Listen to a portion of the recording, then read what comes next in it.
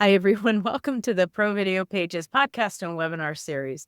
For today's webinar, I am joined by Nick Koziel, who is the CEO of That Sounds Terrific Productions and the host of two podcasts, That Sounds Terrific, and co-host of That Sounds Terrifying. He is also the business engagement manager for the Center of Excellence in Data Science at the University of Rochester. Welcome, Nick. Thanks, Ann. All right, so my presentation is going to have to do with the power of podcasting and what it can do for you and for your networking and for your business. And part of the power of podcasting is deciding to pod or not to pod. Do you really want to do that? So why do we podcast? I started podcasting because it was a way for me to network with individuals and get my name out there while interviewing and learning about those individuals and organizations.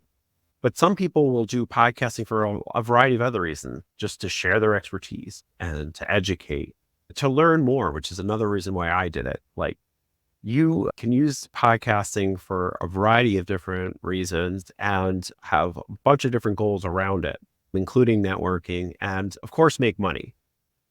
Making money out of podcasting is not an easy task by any means, because you have to build a community, you have to build a following, and you have to find ways to convert. Some people use podcasting as a way to pull people into their business and, get clients through those things. So you really got to sit down and think about what it means for you and what you want your podcast to accomplish in order to get ready to pod or not to pod. When you make that decision of like, yes, I want a podcast, you obviously have a couple more things to think about how to start a podcast. So you want to start building your why. So on the previous slide where we were talking about like why you want a podcast, you want to do some pre-planning. And some people will do this on, a sketch pad or notebook. Other people will like write it out in some sort of Word document. Whatever your process is, you just need to do that. You need to start pre-planning it, building your why, and putting out there all the things that you want to accomplish with your podcast.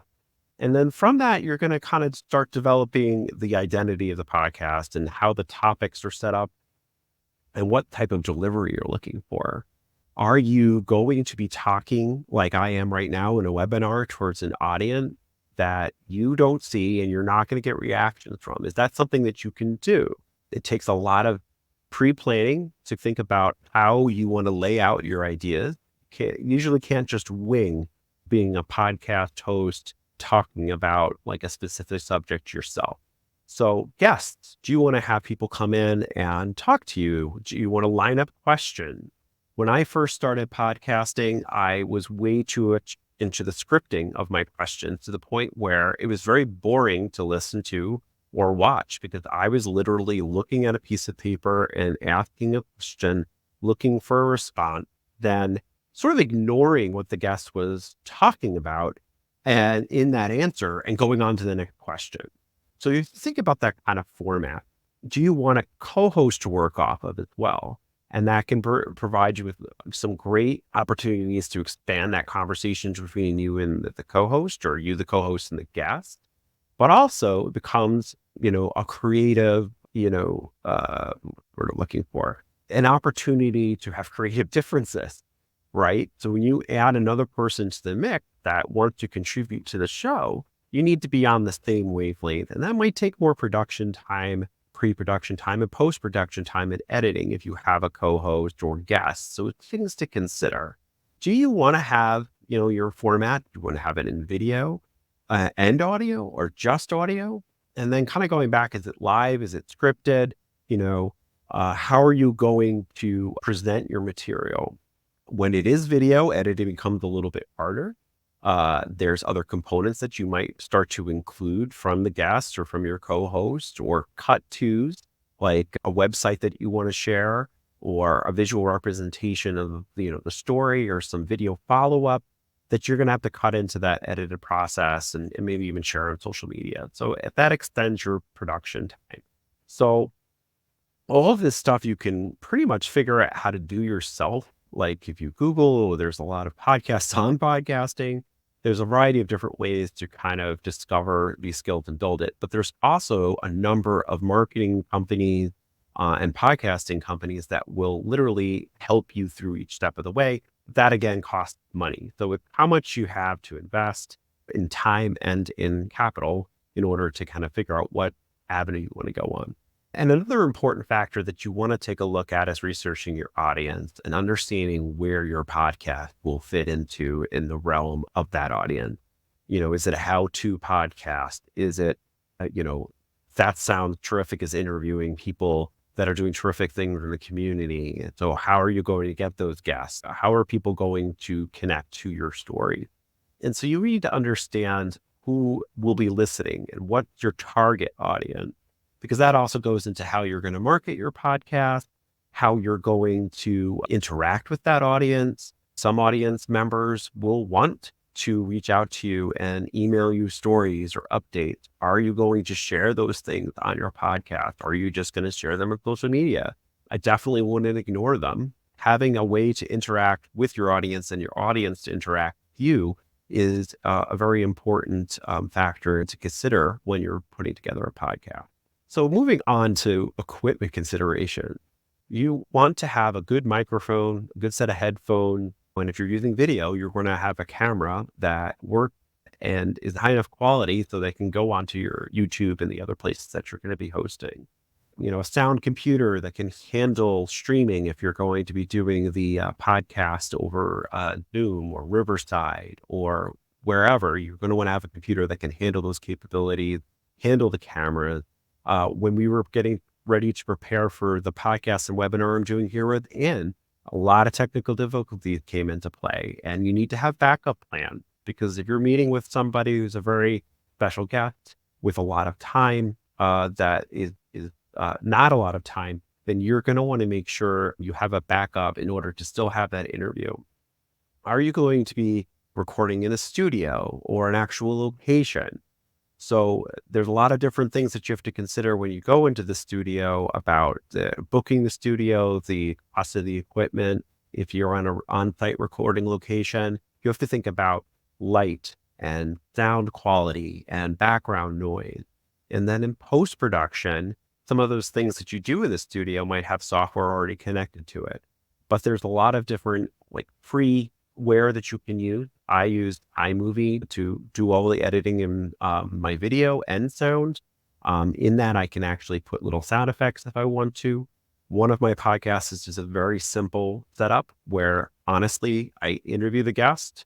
I basically drop that video, cut the beginning and cut the end, and the video gets dropped into have my intro and my outro. And that's really it for That Sounds Terrific. So it's a very simple editing process.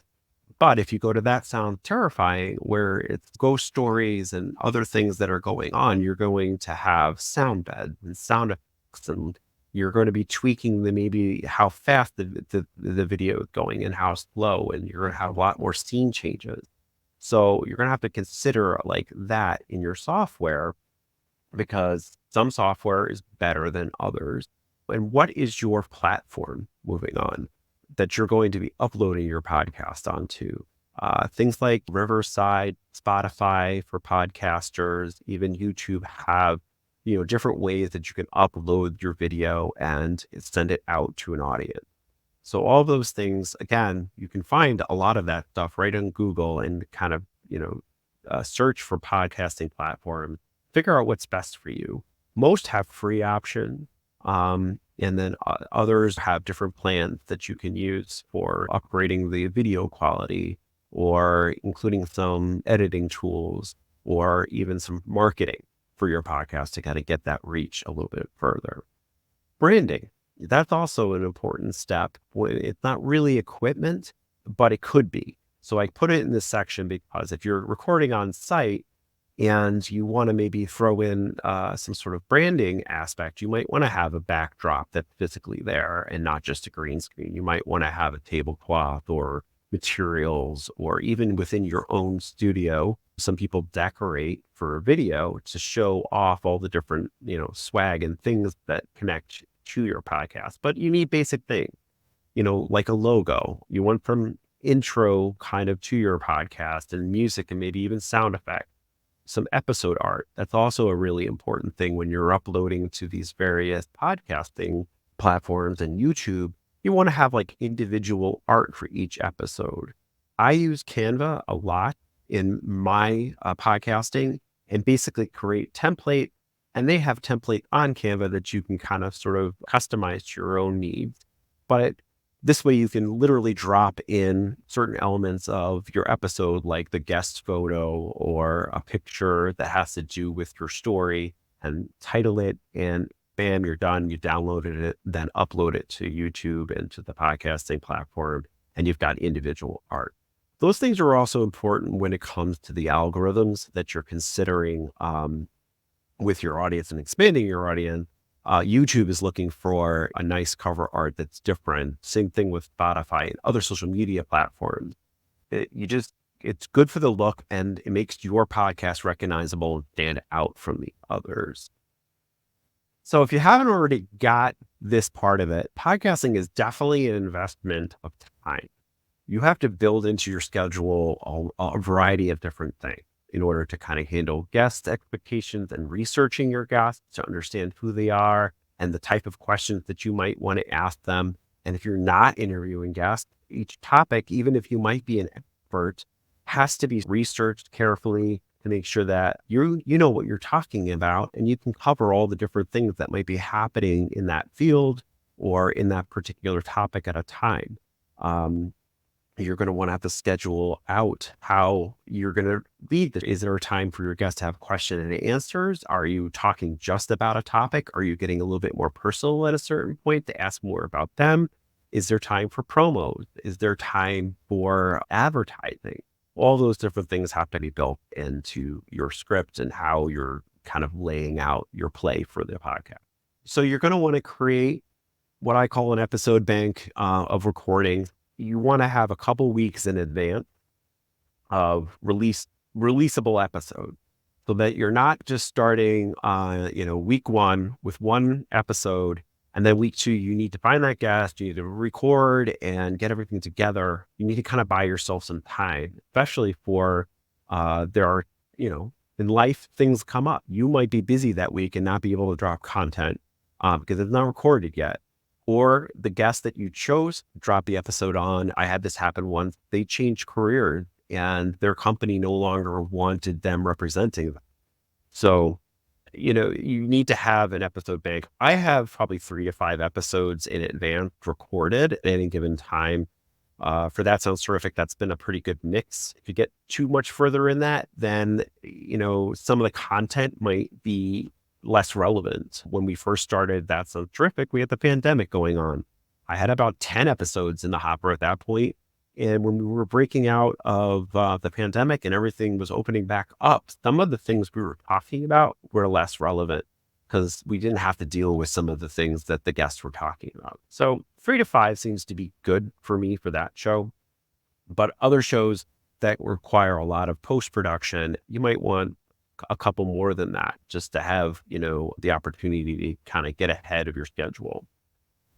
So publishing, like I was saying, once you publish an episode, there's a lot of timing that goes into promoting that episode on social media, through maybe your newsletters and email, and then guest follow-ups. You want to thank your guest for being on the show, letting them know that the show is now live, that they can share it with their own network. That's how you're going to grow your audience even more. So marketing and building an audience is sort of twofold in that regard. Your guests can help you push that to a new audience, and you can actually help them get their content heard by sharing it on your social media. And other things to consider when building that audience is, are there other podcasts or places that you can go to share about your podcast? There are a variety of different opportunities within podcasting where you can go on a show, promote what you're doing, and they can kind of go on your show and promote what they're doing. And you kind of exchange audiences and, get out there just a little bit further. So sometimes people that have come before you can help you kind of pioneer and get through some of that initial audience building issues. Because it's not easy sometimes to get picked up by Spotify Highlight or any kind of podcasting platform has things that they'll feature. Apple will feature specific podcasts. And you don't normally just start out there without having some sort of publishing company or backing that kind of helping you to be noticed right away. One of the most important things about really anything in social media, online, podcasting, video production is consistency. Once you set your schedule, whether it be, weekly releases or every other week releases, try to stay on that schedule because your audience will be expecting that Tuesday night that your podcast drops on to be dropped. And if for some reason there's an unavoidable circumstance, be sure to address that in your social media and let them know that the show was delayed and why it was delayed. And again, that's kind of why you have a backup plan, bank of episodes. So I kind of touched a little bit on this cross-pollination. So you want to get your podcast out there by going on social media platform of your guests and sharing what you're doing on your podcast. You want them to share it, and you also want their support.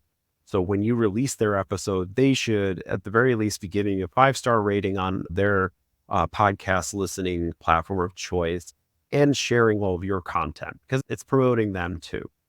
One thing that you could do is consider some live cast, some opportunities maybe to revisit some of the subjects. So going back to the audience suggestion of having ways to communicate back to your audience, some people will actually answer audience questions live and do some streaming on LinkedIn or Facebook or wherever seems appropriate for your audience.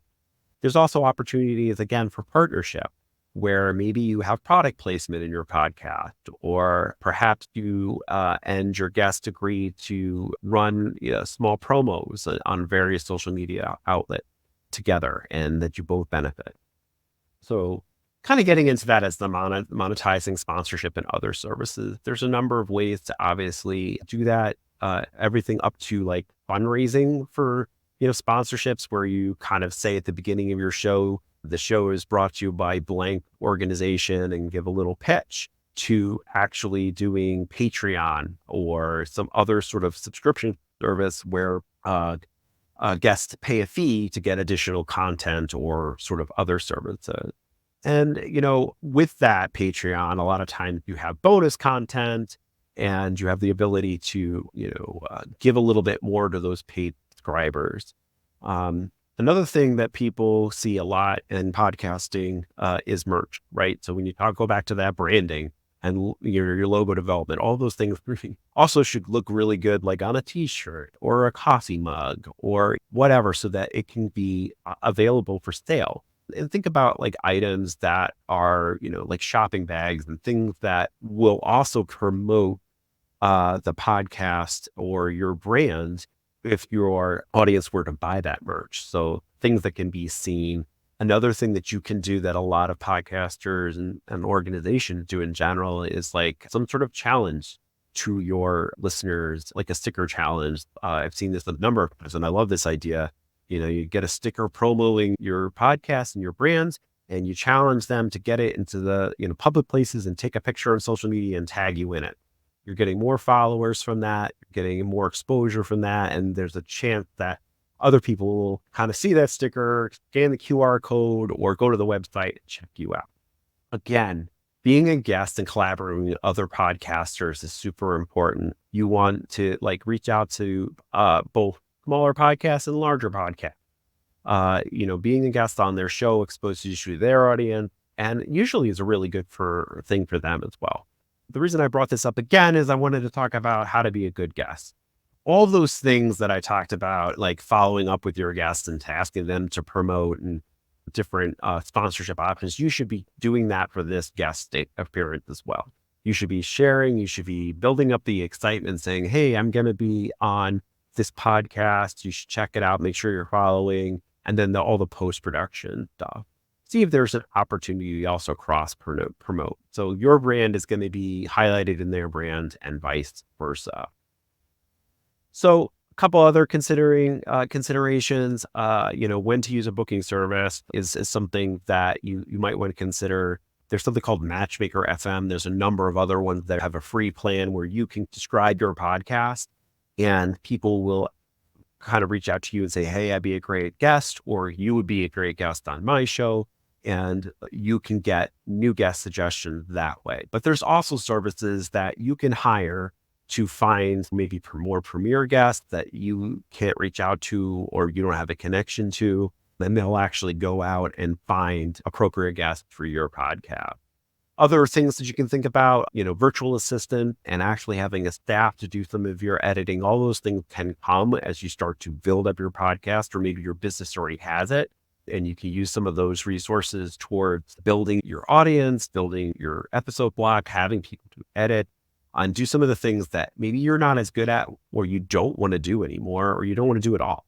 So like that kind of goes back to the very beginning where we're talking about how to prepare and prep for your podcast. You need to kind of understand what your limitations are in technology and what you're willing to do to create your podcast experience.